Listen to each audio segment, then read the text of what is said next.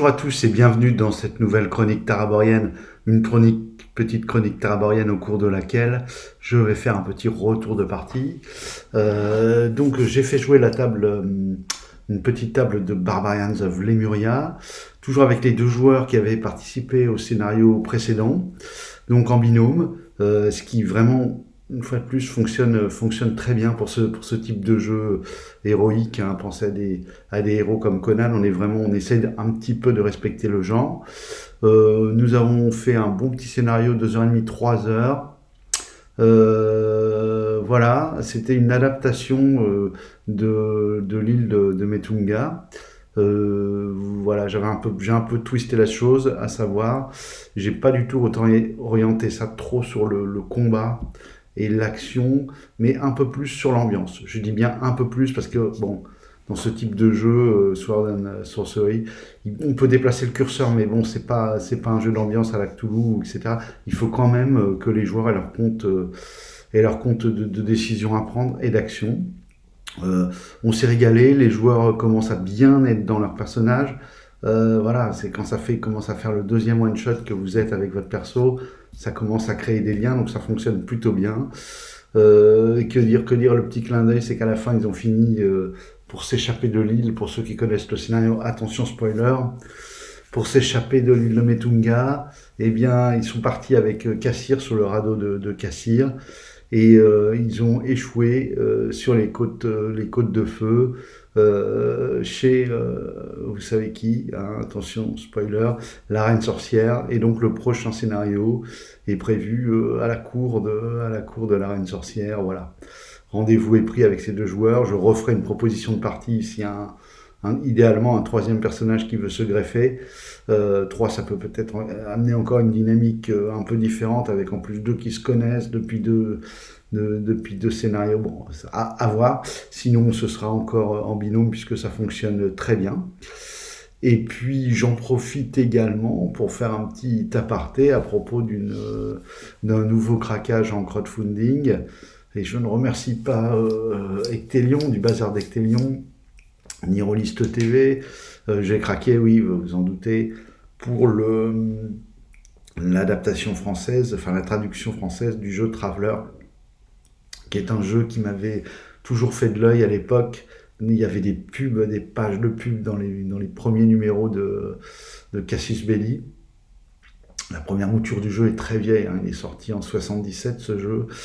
Et alors ce qui m'a, en revoyant des vidéos là, de présentation du crowdfunding, et puis un petit peu l'historique du jeu, ce qui m'a plu, c'était voilà, déjà de rappeler le paradigme de départ. Je me dis, c'est fou quoi, les mecs ils ont tout compris en 77. Donc en 77, un an après la toute première mouture ça devait être Chainmail ou D&D, c'était peut-être encore Chainmail, ou peut-être le tout premier D&D. En fait, Mark Miller décide de travailler sur ce jeu avec pour axe de réflexion de poser quelque chose où les joueurs ne vont pas chercher à accroître leur puissance et à devenir des super-héros avec l'expérience, mais plutôt le marqueur va se faire sur l'accomplissement de ce que vivent les joueurs dans leur background, quoi. C'est-à-dire, est-ce qu'ils deviennent des grands marchands, est-ce qu'ils deviennent responsables d'un secteur, est-ce qu'ils deviennent des amiraux dans telle armée de mercenaires, etc. Et ça, c'est vraiment une proposition. Dit comme ça paraît maintenant, avec le recul en plus, hein, avec 30 ou 40 ans de recul, ça paraît, bah ouais c'est normal. Et en fait, non. Il y a quand même beaucoup de jeux qui sont restés pendant très longtemps sur le concept de il faut que les joueurs progressent, montent de niveau, etc. Et encore, nous, on a une vision faussée parce qu'on joue à la française, entre guillemets, et là où on sait que c'est pire, c'est au niveau des Américains. Rappelez-vous je crois que c'était Gary Gygax qui expliquait qu'il recevait des lettres avec des joueurs qui écrivaient à l'époque à TSA et qui disaient ça y est, on a fini de buter toutes les créatures du Monster 1, il faudra en prévoir d'autres. Donc vous voyez, le côté très, il y a ça, il y a les étapes, il faut tout qu'on fasse, quoi. Et le côté toujours de upgrader le niveau, c'était vraiment, ça faisait partie de la proposition du jeu, puisque c'était la première fois qu'il y avait des jeux un peu collaboratifs, en tout cas qui peuvent l'être, et où il n'y a pas de gagnant-perdant. Il faut malgré tout qu'il y ait un curseur fort pour que les joueurs aient ce sentiment de progression. En tout cas, c'était ce que proposait D&D. Et j'avoue que c'est très très fort sur l'univers de proposer, sur un jeu, de proposer autre chose, quoi. De changer complètement de paradigme, tel que l'a fait Mark Miller. Donc voilà, donc Traveler, donc inutile de vous dire que ça y est, j'ai sauté dans ma combinaison, je suis prêt, je suis en train de cogiter, je pense que c'est un jeu qui se prête très bien peut-être à refaire une grande table avec beaucoup de joueurs, et y compris du play by forum, et un truc un peu West March, avec des joueurs qui viendraient comme ça, tout en intégrant les propositions de parties que je propose depuis cette année sur ma chaîne. Voilà, n'hésitez pas à me dire dans les commentaires si potentiellement vous seriez intéressé de participer donc à des one-shots. Si vous voulez vous refamiliariser avec le concept, je vous renvoie ma vidéo de présentation. Donc voilà, on s'inscrit pour un petit one-shot, il y a une petite participation, et puis après on peut tourner comme ça. De toute façon, ce ne sera pas pour tout de suite. Alors le truc, c'est qu'il y a 6 ouvrages qui sont proposés par les éditions Nemos. Alors c'est bien, j'ai envie de dire, c'est un bon début, mais à côté des peut-être de la centaine, même plus de 100 à mon avis, d'ouvrages qui sont dans Mungo's deuxième édition, on voit qu'on est loin du compte, et on voit surtout qu'on ne rattrapera jamais. Et qu'en réalité, bon, je ne vais pas leur porter malchance, mais je pense qu'il y a plein d'ouvrages qui ne seront jamais traduits en français. Donc personnellement, je vais essayer de suivre la gamme française, et puis de taper pour certains ouvrages qui en plus sont des catalogues peut-être, de taper dans la gamme anglaise, voilà, avec le core rule en français et la gamme anglaise, bon, ça devrait aller. Même si j'avoue que pour les sourcebooks, les bouquins d'univers, c'est quand même mieux. Bon, je pratique l'anglais, je peux les lire en anglais, là je fais jouer les masques en anglais, mais ça me demande quand même un peu plus d'effort entre la préparation et la lecture, vous voyez, c'est moins immédiat. Donc ça demande un peu plus d'attention, un peu plus de temps. Si je veux lire un paragraphe et en prendre toute la substantifique moelle pour la transcrire en codage presque pour la partie de jeu, pour la séance de jeu. En réalité, quand je pars de l'anglais, c'est un peu plus difficile pour moi. Donc c'est aussi bien de partir du français. Mais là, je crois que pour cette gamme Traveler, je crois que je vais me résoudre. Je vais refaire ce que j'ai un peu toujours fait. J'avais commencé avec D&D, où j'avais dès le début des livres en anglais, en plus des ouvrages français traduits, parce qu'il y avait une question, surtout à l'époque, de rythme de traduction. Et puis je l'ai fait il n'y a pas si longtemps que ça, 3-4 ans, sur L'œil noir, parce que là aussi encore, on avait pris, les traducteurs français avaient pris du retard sur la traduction. Voilà, c'est toujours un peu le problème quand on essaye de retraduire une gamme qui est déjà sortie et bien sortie, qui a déjà sorti beaucoup de tomes. C'est compliqué. Alors voilà, alors, le premier choix est pas mal, puisque le premier package de ces Nemos, vous pouvez aller voir sur Game on Tabletop, où se trouve le crowdfunding. Il y a encore une vingtaine de jours, je crois, pour pledger, peut-être un peu plus.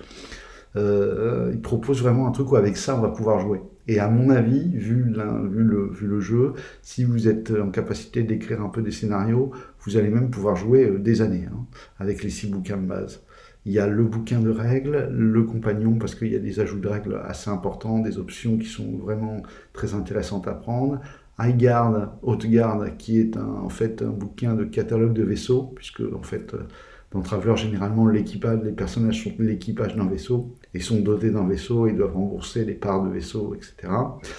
Il y a également Behind the Claw, derrière la griffe, qui est un sourcebook un peu d'un endroit de l'univers, parce que l'univers est immense, il faut bien choisir un endroit où démarrer, et qui est un endroit qui est assez propice à l'aventure. Et puis, il y en a encore un, je l'ai plus, enfin il y en a 6 en tout, un bouquin d'aventure, March, Adventure in the March, je crois. Attendez, je vais vous dire ça tout de suite, je vais aller le vérifier en direct, la magie d'Internet, pour pas vous dire de bêtises. Enfin, être sûr de se renseigner. Enfin, je vous enjoins quand même à aller jeter un coup d'œil sur le site de Mongoose Publishing, où vous verrez l'ampleur de la gamme, c'est juste impressionnant. Donc, livre de règles, compagnon, garde haute, derrière la griffe, aventure dans les marches du spin, et Xénomorphe, qui est un bouquin, alors ça pourrait comme ça faire penser à Monster, mais c'est pas vraiment Monster. En fait, c'est du background sur les races qui sont plutôt des races jouables.